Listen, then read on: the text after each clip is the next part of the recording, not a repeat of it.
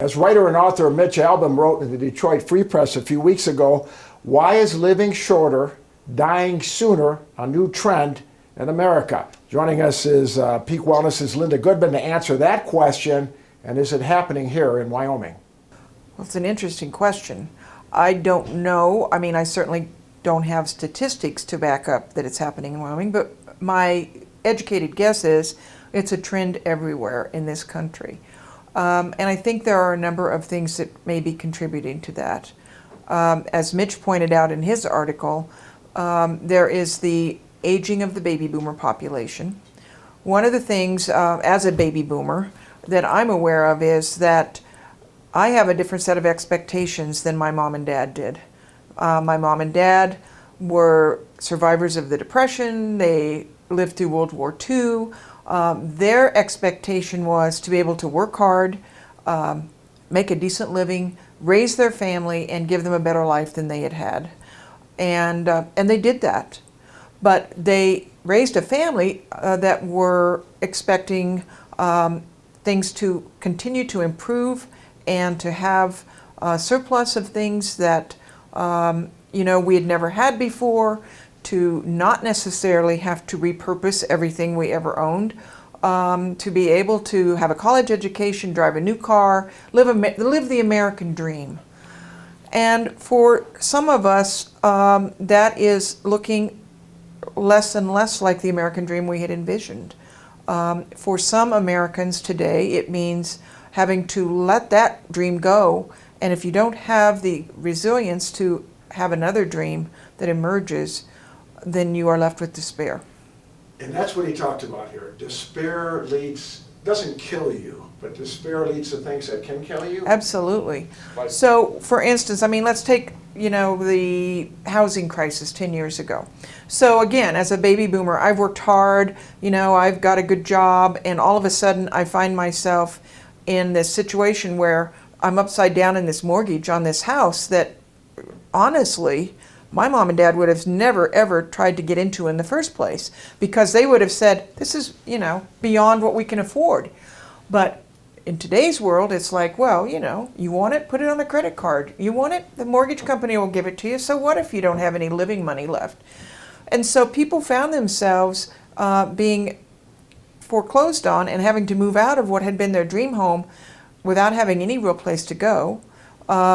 And feeling then like, what's happened and what am I about and where am I going to go and what am I going to do and how am I going to make this right?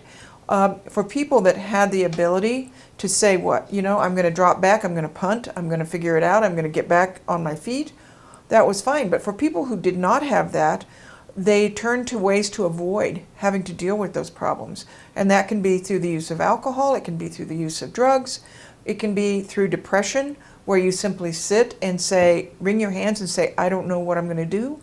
But when you become despairing enough that you feel like you don't have any options left, it can result in you having thoughts about taking your own life. What about poor people? They really don't have those kind of thoughts? Why don't they? Why isn't stress a huge part of their life or despair? I don't know that stress isn't a part of their life, but again, it's an ingrained part of their life to where they deal with that in a way that manages today rather than looking to tomorrow. They feel like if I can get food on the table for my family tonight, I can deal with today, and tomorrow I will worry about tomorrow. Where again, people who have been raised in a different set of opportunities maybe have a dream or a vision that life is going to hold a lot of things that it may or may not be able to hold. Where does hope play into all this? We're always told, hope is good, but it sounds like it might not be. No, I think hope is good, but I think hope is something that has to come from within.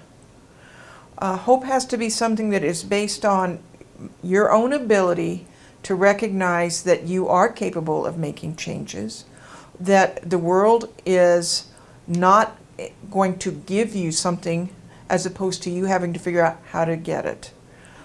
So if you are sitting there thinking, this is something I'm entitled to, which I think is where the baby boomer piece comes in, because we grew up thinking we're entitled to things. We're entitled to a college education, or we're entitled to, be better off financially than the next person, or we're entitled to have this kind of house. And when we're not, we're entitled to life, liberty, and the pursuit of happiness. And everything else we got to work for. And if you don't learn that early on, then you're setting yourself up for having to face some hard things down the road. And well, I was just going to say, and so I think some of where parents did a disservice to their kids was in wanting to spare them the despair that they had in the Depression when there wasn't enough food, or there wasn't a job, or dad had to leave to go, work somewhere else. They didn't want us to feel that, and so they began to create this false sense of everything is okay. So some families did not learn that life can be hard, and when it's hard, you've got to deal with that, just like you have to deal with life being good. I think Mitch said in this article that it's not really a solution, but a defense. Maybe take the focus off of yourself, especially if you have good health. Mm-hmm. Go help somebody else that's less fortunate than you, maybe financially or disabled. Go walk Absolutely. their dog. Go take an elderly person to the grocery store, shovel their snow, cut their lawn. Get the focus off yourself. Do you agree with that, Linda? Absolutely. I'll tell you that there's nothing that will help you more to feel like you have meaning in your life than to help someone else. I want to talk about the older population in Wyoming. Some of them feel isolated, especially in some of the real rural counties like Niobrara and Platte. And the older they get, actually, I think the suicide rate has gone up about 30% in 20 years, and Yes. actually 40% here in rural states and rural areas. Isolation can cause, you just figure you're old, you said cowboy mentality. Yeah. Is that what's going on here? I think it's one of the things. I think that there are a number of things that make the Mountain West more susceptible to being one of the higher rates, but I think the rugged individualism is a big piece of it. The mentality that I just need to cowboy up and be tough. There is a stigma, particularly with older adults who have not grown up thinking that access to mental health care was okay. They will, share with their banker that, I'm having a rough time of it, but they wouldn't consider going to a mental health center. One of the things we've tried to do here at Peak Wellness is figure out ways to meet people where they're at. So we actually go to banks, we actually go to barbershops and to beauty salons, and we say, here are some of the signs. That rugged individualism says, I need to be able to handle my problems by myself. And so when I get to the point where I don't think I can do that anymore, then I need to consider what my options are, is one of the things. But when you're isolated and you feel like your friends are gone, you can't manage the rigors of taking care of things on a daily basis anymore, again, despair is one of the ways one of the results that can lead to. And when people are despairing enough, if that is something that is within the realm of possibilities for you, then that is an action you might take. The other thing that greatly contributes to it in these states is the fact that we have guns the way we do. Now, don't get me wrong, I'm a gun owner, and I grew up in a family that hunts to this day. But I'm telling you that access to a lethal weapon, when you become despairing enough that you think maybe this is the best alternative, makes it easier than having to figure out some other way to do it. Because a gun is one of those things that there's no real turning back from.